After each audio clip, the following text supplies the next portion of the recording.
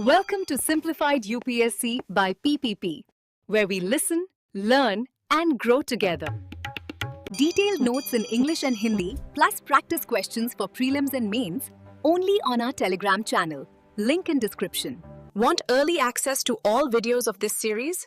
Join our paid Telegram group for just 499 rupees. One-time payment, lifetime access. WhatsApp now to join us. Simplified UPSC by PPP में आपका स्वागत है। आज हम भारतीय लोकतंत्र की नब्ज को समझने की कोशिश करेंगे, यानी मतदाताओं का व्यवहार, वोटिंग बिहेवियर। हाँ। ये एक ऐसा विषय है जो ना सिर्फ चुनावों को बल्कि हमारी पूरी राजनीतिक व्यवस्था को आकार देता है। बिल्कुल, और यूपीएससी प्रीलिम्स और मेंस दोनों के लिहाज से ये बेहद जरूरी है। हमारे पास एम लक्ष्मीकांत की किताब के कुछ जरूरी हिस्से हैं जो इस कॉन्सेप्ट को खंगालते हैं। हाँ। हम देखेंगे कि आखिर मतदाता वोट देते वक्त सोचते क्या है। हाँ, किन आधारों पर वो अपना फैसला लेते हैं। हमारी कोशिश रहेगी कि इन स्रोतों से वो खास इंसाइट्स निकालें जो हमें ये समझने में मदद करें कि भारत जैसे विविध देश में वोटिंग पैटर्न कैसे काम करता है। तो चलिए इस दिलचस्प विषय की गहराइयों में उतरते हैं। चलिए। तो सबसे पहले ये समझना जरूरी है कि जब हम मतदान व्यवहार या वोटिंग बिहेवियर कहते हैं तो इसका मतलब क्या है। स्रोत हमें कुछ परिभाषाएं देते हैं। हाँ। जैसे प्लानो और रिक्स कहते हैं कि ये वो स्टडी है जो देखती है कि लोग पब्लिक इलेक्शंस में वोट कैसे और क्यों करते हैं। और गॉर्डन मार्शल भी इसी बात को आगे बढ़ाते हैं। उनका फोकस भी इसी क्यों और कैसे पर है। मतदाता अपने वोटिंग डिसीजन तक पहुंचते कैसे हैं। अच्छा। ये पूरी प्रक्रिया ही मतदान व्यवहार के अध्ययन का केंद्र है। ओयनम कुलाबीदू की परिभाषा इसे और विस्तार देती है। हाँ, वो कहते हैं कि ये सिर्फ वोट देना नहीं है, बल्कि ये मतदाता की पसंद, नापसंद, उनकी विचारधाराएं, उनकी चिंताएं, इन सब को दर्शाता है। समाज और राष्ट्र से जुड़े मुद्दों पर उनकी क्या राय है, सहमति है, असहमति है, ये सब इसमें झलकता है। तो मूल रूप से ये सिर्फ एक राजनीतिक एक्ट नहीं, बल्कि एक सामाजिक मनोवैज्ञानिक प्रक्रिया भी है। बिल्कुल। जिसके अध्ययन से हमें लोकतंत्र की जड़ें समझने में मदद मिलती है। बिल्कुल। और यही पर इसका महत्व सामने आता है, खासकर लोकतांत्रिक प्रक्रिया और शासन के लिए। इस पर अक्सर मेंस में सवाल बनता है कि आखिर वोटिंग बिहेवियर की स्टडी जरूरी क्यों है। हाँ। ये शासन को कैसे प्रभावित करती है। सीधी सी बात है, अगर राजनीतिक दलों को ये पता ही नहीं होगा कि मतदाता क्या सोच रहा है, किन मुद्दों को तरजीह दे रहा है, तो वो प्रभावी नीतियां कैसे बनाएंगे, चुनाव प्रचार की रणनीति कैसे तय करेंगे। सही बात है।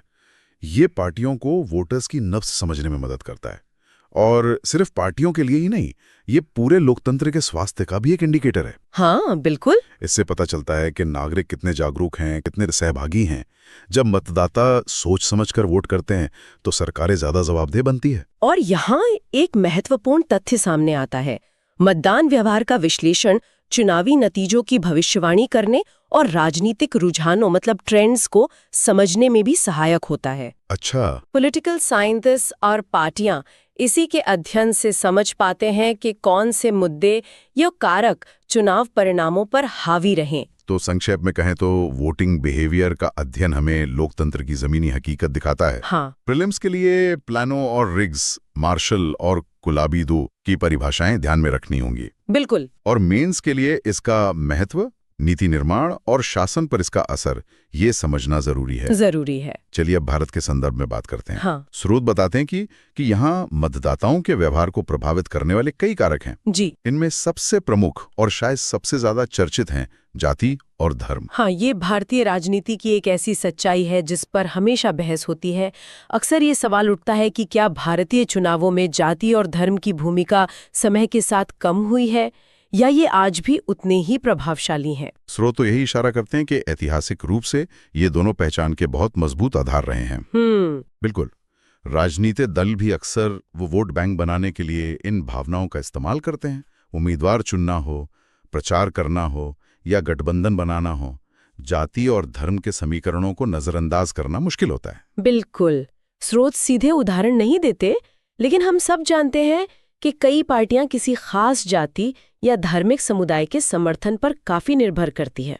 हाँ। कई बार तो उम्मीदवार की योग्यता से ज्यादा उसकी जाति या धर्म महत्वपूर्ण हो जाता है, ताकि उस समूह के वोट पक्के किए जा सकें। लेकिन क्या इसमें कोई बदलाव नहीं आ रहा?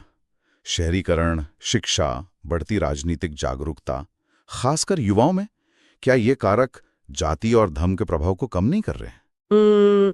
स्रोत इस पर सीधे तौर पर तो नहीं कहते, लेकिन विश्लेषण यही बताता है कि बदलाव जरूर है, खासकर शहरी इलाकों और शिक्षित वर्ग में। अच्छा। मुद्दे जैसे विकास, रोजगार, महंगाई भी महत्व रखते हैं, पर ग्रामीण भारत में और कई राज्यों में आज भी जाति और धर्म का प्रभाव काफी गहरा है। एक्चुअली ये पहचानें आसानी से राजनीतिक रूप ले लेती हैं। तो ये एक जटिल तस्वीर है। पहचान की राजनीति पूरी तरह खत्म नहीं हुई है, भले ही उसके रूप बदल रहे हों। सही। अब पहचान के ही दूसरे आधारों पर आते हैं, भाषा और क्षेत्र। इनका कितना असर होता है? इनका भी बहुत गहरा असर है। भाषा के आधार पर राज्यों का बनना, जैसे 1956 में हुआ, ये खुद ही भाषा की राजनीतिक ताकत का सबूत है। हाँ। इससे भाषाई पहचान मजबूत हुई। और इसी से जुड़ा है क्षेत्रवाद। लोग अक्सर उन दलों को वोट देते हैं जो उनके क्षेत्र के हितों की बात करते हैं या उनकी क्षेत्रीय पहचान को आगे बढ़ाते हैं। हाँ। इसने भारतीय राजनीति को कैसे प्रभावित किया है? इसके पॉजिटिव और नेगेटिव पहलू क्या हो सकते हैं? स्रोत बताते हैं कि इसका एक बड़ा प्रभाव क्षेत्रीय दलों का उदय है। तमिलनाडु में डीएमके या आंध्र प्रदेश में टीडीपी जैसे दलों का उदय सीधे भाषावाद से जुड़ा है। अच्छा। ये दल राष्ट्रीय दलों को चुनौती देते हैं और केंद्र राज्य संबंधों को भी प्रभावित करते हैं। तो पॉजिटिव पहलू ये हुआ कि क्षेत्रीय आकांक्षाओं को आवाज मिली, लोकतंत्र ज्यादा समावेशी बना। हाँ। लेकिन नेगेटिव पहलू ये है कि ये कभी-कभी संकीर्ण राजनीति को बढ़ावा दे सकता है, राष्ट्रीय एकता के लिए चुनौती बन सकता है। चरम क्षेत्रवाद अलगाववादी आंदोलनों तक को हवा दे सकता है, जैसा कि स्रोत इशारा करते हैं कि कुछ दल चुनावों के बहिष्कार तक का आह्वान कर देते हैं। ओहो, तो प्रीलिम्स के लिहाज से यहाँ याद रखने वाली बातें हैं: प्रमुख निर्धारक जाति, धर्म, भाषा, क्षेत्र। भाषावाद से जुड़े दल जैसे डीएमके, टीडीपी और क्षेत्रीय दलों का उदय। बिल्कुल। मेंस के लिए जाति धर्म की भूमिका का आलोचनात्मक विश्लेषण और भाषावाद क्षेत्रवाद के प्रभाव, मतलब पॉजिटिव और नेगेटिव, को समझना होगा। हाँ। पहचान के इन कारकों के अलावा और क्या है जो मतदाताओं को प्रभावित करता है? स्रोत दो और महत्वपूर्ण निर्धारकों का जिक्र करते हैं, व्यक्तित्व और पैसा। हाँ। पहले व्यक्तित्व की बात करते हैं। हाँ, जिसे करिश्माई नेतृत्व या कैरिस्मेटिक लीडरशिप कहते हैं। ये भारतीय चुनावों में कितना महत्वपूर्ण है? स्रोत तो कहते हैं कि पार्टी नेता का करिश्माई व्यक्तित्व चुनावी व्यवहार में बहुत अहम भूमिका निभाता है। बिल्कुल। एक करिश्माई नेता वोटर्स से सीधे इमोशनल जुड़ाव बना सकता है, जो कई बार पार्टी की विचारधारा या सरकार के प्रदर्शन से भी ज्यादा शक्तिशाली साबित होता है। हाँ, स्रोत कुछ उदाहरण भी देते हैं, जैसे जवाहरलाल नेहरू, इंदिरा गांधी, राजीव गांधी, जयप्रकाश नारायण, अटल बिहारी वाजपेयी और नरेंद्र मोदी। इन सब नेताओं की अपनी एक खास छवि रही है जिसने वोटर्स को प्रभावित किया। और ये सिर्फ राष्ट्रीय स्तर पर नहीं है, राज्य स्तर पर भी एनटी रामाराव, जयललिता, लालू प्रसाद यादव, नवीन पटनायक जैसे नेताओं का करिश्मा उनकी पार्टियों के लिए वोट खींचने में कामयाब रहा है। सही है। ये दिखाता है कि भारतीय मतदाता सिर्फ नीतियां नहीं देखता, वो नेता के व्यक्तित्व, उसकी विश्वसनीयता और उसके वादों पर भी काफी ध्यान देता है। लेकिन क्या सिर्फ करिश्मा ही वोट दिलाता है? यहीं पर दूसरा विवादास्पद कारक आता है, पैसा। मनी पावर की क्या भूमिका है? यह एक कड़वी सच्चाई है। स्रोत साफ कहते हैं कि पैसे के फैक्टर को नजरअंदाज नहीं किया जा सकता। चुनावों में खर्च की सीमाएं तो हैं, लेकिन हकीकत में करोड़ों रुपए बहाए जाते हैं, खासकर लोकसभा और विधानसभा चुनावों में। और ये पैसा जाता कहाँ है? रैलियां, विज्ञापन, कार्यकर्ता, और क्या सीधे वोट खरीदने में भी? स्रोत वोट के बदले नोट का जिक्र करते हैं। हाँ, स्रोत बताते हैं कि कुछ मामलों में मतदाता वोट के बदले पैसे, शराब या सामान की उम्मीद करते हैं या उन्हें ये लालच दिया जाता है। अच्छा। ये स्वतंत्र और निष्पक्ष चुनाव के लिए एक गंभीर चुनौती है। इससे अमीर उम्मीदवारों या पार्टियों को एक अनफेयर एडवांटेज मिलता है। हाँ, ये तो लोकतंत्र की आत्मा पर चोट है। बिल्कुल। लेकिन क्या पैसा हमेशा काम करता है? यहाँ एक दिलचस्प नुक्ता है। स्रोत इशारा करते हैं कि पैसे का प्रभाव शायद सामान्य परिस्थितियों में ज्यादा होता है, लेकिन जब किसी चुनाव में कोई लहर, मतलब वेव चल रही हो, किसी पार्टी या मुद्दे के पक्ष में एक मजबूत हवा हो, तब पैसे का असर कम हो जाता है। अच्छा। लोग फिर लहर के साथ बह जाते हैं, चाहे कोई लालच मिले या ना मिले। तो ये एक जरूरी न्यूएंस है। पैसा महत्वपूर्ण है लेकिन निर्णायक हमेशा नहीं होता, खासकर वेव चुनावों में। हाँ, इस सेगमेंट से प्रीलिम्स के लिए प्रमुख निर्धारक व्यक्तित्व और पैसा, करिश्माई नेताओं के उदाहरण स्रोत से, वोट के बदले नोट की अवधारणा और पैसे के प्रभाव की सीमा। जी। मेंस के लिए करिश्माई नेतृत्व की भूमिका का विश्लेषण और धन बल का लोकतंत्र पर प्रभाव और उसके नकारात्मक परिणाम। बिल्कुल। अब तक हमने पहचान, व्यक्तित्व और पैसे की बात की, लेकिन क्या मतदाता सरकार के कामकाज, उसकी नीतियों को देखकर वोट नहीं करते? करते हैं, बिल्कुल करते हैं। स्रोत 2 और कारकों का उल्लेख करते हैं, सत्तारूढ़ दल का प्रदर्शन, मतलब performance of the ruling party, और पार्टी की विचारधारा, पार्टी आइडियोलॉजी। बिल्कुल, ये तथाकथित तर्क संगत या रैशनल कारक हैं। मतदाता अक्सर पिछले कार्यकाल में सरकार के प्रदर्शन को देखते हैं। हाँ, क्या वादे पूरे हुए, विकास हुआ, महंगाई, बेरोजगारी, कानून व्यवस्था की स्थिति क्या रही। इसी से प्रो इनकम्बेंसी मतलब सत्ता के पक्ष में माहौल या एंटी इनकम्बेंसी सत्ता के खिलाफ माहौल बनता है ना। बिल्कुल, अच्छा प्रदर्शन सत्ताधारी दल को फायदा पहुंचा सकता है, खराब प्रदर्शन विपक्ष को मौका देता है। सही कहा। और फिर है पार्टी की विचारधारा, क्या ये आज भी मायने रखती है? क्या मतदाता पार्टियों की नीतियों और सिद्धांतों जैसे समाजवाद, राष्ट्रवाद, धर्मनिरपेक्षता के आधार पर वोट करते हैं? स्रोत इस पर क्या कहते हैं? क्या विचारधारा का प्रभाव कम हो रहा है, खासकर व्यक्तित्व केंद्रित राजनीति और तात्कालिक मुद्दों के सामने? स्रोत सीधे तौर पे तोलते नहीं हैं, लेकिन विश्लेषण यही कहता है कि विचारधारा की भूमिका है। हाँ, खासकर उन प्रतिबद्ध मतदाताओं के लिए जो किसी खास राजनीतिक सोच से जुड़े हैं। लेकिन ये भी सच है कि कई बार नेता का करिश्मा, जाति धर्म के समीकरण या चुनाव से ठीक पहले के मुद्दे विचारधारा पर भारी पड़ जाते हैं।